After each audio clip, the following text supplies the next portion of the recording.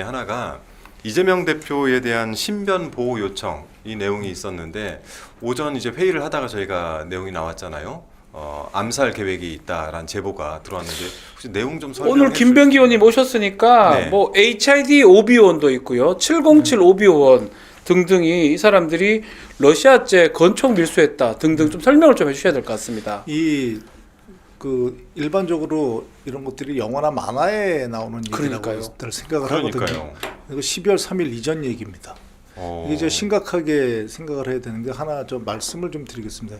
특히 HID 네. 707모 마찬가지입니다만 이 부대가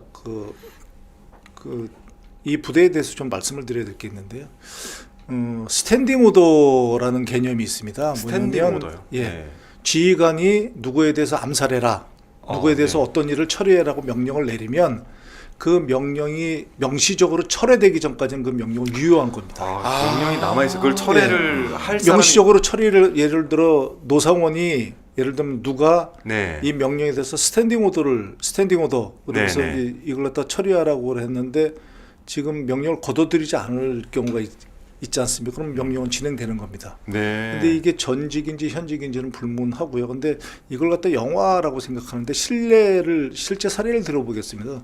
말레이시아에서 그 김정남이 살해되지 않았습니까? 그렇죠. 이게 네. 김정은의 스탠딩 오더였어요. 그러니까 스탠딩 오더라는 게 이제 몇 년 만에 실행이 되는데요. 네. 그 예를 들면 김정은이 까먹고 그 스탠딩 오더를 처리하지 않을 수 있습니다. 명령하고 철회를 안 내려갑니다. 했으면 이게 왜 무섭냐면 스탠딩 오더를 5명이 받았으면 5명이 그다음부터 독자적으로 움직입니다.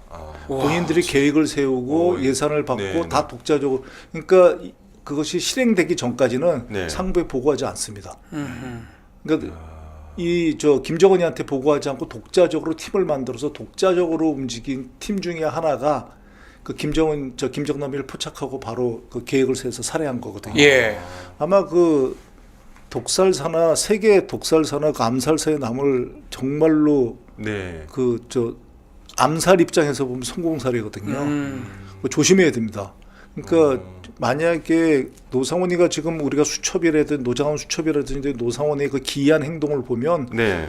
일반적인 내용들이 아니잖아요. 뭐 네. 수거해서 그러니까요. 뭐 연평도 바다에 강원도가 어떻게 하겠다고서부터 시작해서 이 스탠딩 오더가 내려갔다고 판단하고 그 전제하에 대표님 신변 강화해야 됩니다. 그 러시아제 건총이라 하잖아요. 네네. 네. 그게 실제로 밀수가 가능할지. 아주 말씀드리기 민망합니다만 그렇게 어렵지 않습니다. 왜냐하면 러시아 선박이 자주 들어오거든요. 네. 러시아 선박에 이제 가지고 이제 옛날에 주로 밀수를 했는데 다른 나라와 달리 러시아가 이 총기 구입하기가 무지하게 쉽습니다. 그래요? 더군다나 그렇습니다. 원래도 쉬운 데다가 네. 지금 그럼 러시아 마피아라든지 체첸 마피아가 유명하지 않습니까? 그 마피아들이 네. 가진 것을 원래 그런 데다가 지금 러시아가 지금 전쟁 중이거든요. 그렇죠. 무기가 암시장에 많이 흘러다니고 쉽습니다. 어느 정도로 쉬우냐면은 블라디보스톡에서 마피아끼리 소위 전쟁을 하면 기관총으로 전쟁을 합니다. 권총으로 전쟁하는 게 아니고요. 중화기 같은 걸로. 네, 그렇습니다. 중화기로서 전쟁하고 그렇습니다. 그렇기 때문에 이 스탠딩 오더가 바로 내려갔다는 전제하에 이거 신변 보호 강화해야 됩니다. 네, 제가 실은 저도 문자를 받았어요. 네. 저도 받고 다 받았어요. 네, 그러니까 뭐라고 왔냐면 다름 아니라 군 정보사 장교 출신인 분으로부터 들어온 제보인데 HID 707 오비 요원들이 러시아제 권총을 밀수해 이재명 대표를 암살할 계획을 가지고 있다. 그러니까 조심해라. 이런 이제 그 제보인데 한 말씀만 더 드리면요. 러시아 권총에 너무 우리가 이렇게 매몰될 필요도 없는 게요. 네네. 그 스탠딩 오더가 내려가면은 실행 방법이라든지 방식 그런 게 모든 것이 권한 위임이 됩니다. 그렇기 때문에 어떤 방식으로 하는지는 목표 대상만 정하고 그렇죠. 네. 그 대상자 그러니까 HID나 이렇게 전직 부른 특수요원들이라고 비정을 하더라도 네. 그분들이 본인들이 가장 자신 있는 방식으로 할 수 있거든요.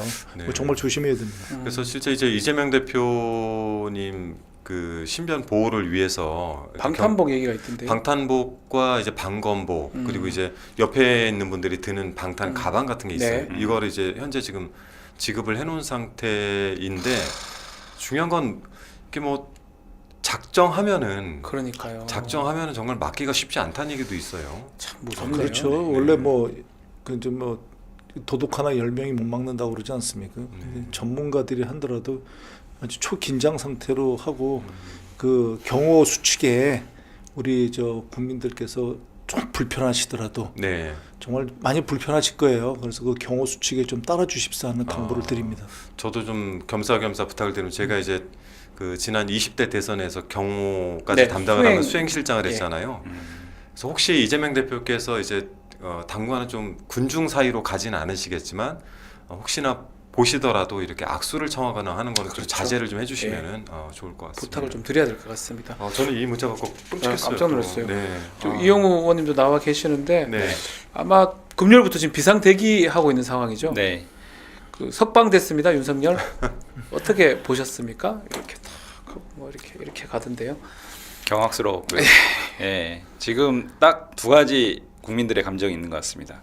제일 먼저 들었던 감정은 분노인 네, 네. 것 같고요. 어떻게 이런 일이 벌어지지? 내란 수괴가 증거인멸의 우려가 여전히 있고 또 다른 무슨 일을 벌일지도 모르겠는데 제대로 된 처벌은 고사하고 석방이라고 이런 분노감이 굉장히 좀 크게 몰려오는 것 같고요. 저도 마찬가지고. 네. 두 번째는 긴장인 것 같습니다. 긴장도 있죠. 예. 이러다가 정말 또 무슨 다른 일이 생기거나 또는 헌재 탄핵 사건도 우리가 전혀 우리는 그렇게 예상하지 않지만 네. 이런 비상식적인 예상치 못한 일들이 계속 발생하다 보니까 네. 이런 긴장감 또 더 나아가서는 약간의 불안감 음. 이런 것들이 좀 몰려오는 것 같고요. 그러나 저는 이렇게 확신하게 말씀드리는데 이번 사안이 또 다른 어떤 뭐 그쪽에서 원하는 또 다른 사안들은 만들어내지 못할 것이다. 네. 이런 확신을 가지고 있고요. 네. 이런 부분들 국민들께서 불안하지 않도록 빠르게 좀 네. 마무리시키도록 하겠습니다. 실제 저희가 이제 윤석열이 저렇게 그 사법적 탈옥을 하고 나면 뭐 연단에도 서고 그리고 굉장히 많은 메시지를 낼 것이다 이랬는데 생각보다 상대적으로 굉장히 조용해요. 근데 네. 관저에서 또 뭐 메시지를 내긴 하더라고요. 그 음. 국민의힘 그 권성동, 네, 권영세 네, 네. 두 분이 갔다고 하니까 그 사실은 그 일제히 보수 신문에서 자중하라라고 사설이 나왔던데 아마 네. 그런 것들을 뭐 듣고서 그런 건지 네. 몰라도 네. 아마 그런 갖고 아마 탄핵되면 또 그 후에 또 뭐 밖에 나올 가능성도 있지 않을까 그렇습니다. 생각합니다. 네. 탄핵 전후가 다르겠죠. 네. 이용우님 말씀 따라 이제 윤석열의 사법적 탈옥 이후에 네. 석방이라고 하고 싶지가 않습니다. 탈옥 이후에 탈옥, 예. 범인 분노와 도피라고도 긴장, 얘기하더라고요. 네. 분노와 긴장이 이제 뭐 국민들, 저희 의원들 뭐 전부 다 저희도 당혹스럽고 그런데 이게 두 가지 현상으로 나타나는 것 같습니다. 하나가 저희 여론조사 오늘 걸 보니까 중도층의 이탈이 이제 그 우측에서 많이 빠져나오는 것 같고 또 하나는 거리로 평일임에도 시민들이 굉장히 많이 밀려 나오고 있어서 저희 어제 가보니까 많이 있지 않았습니까? 네, 맞습니다. 네, 그 화면으로 한번 저희가 확인을 해보고 이야기 나눠보겠습니다.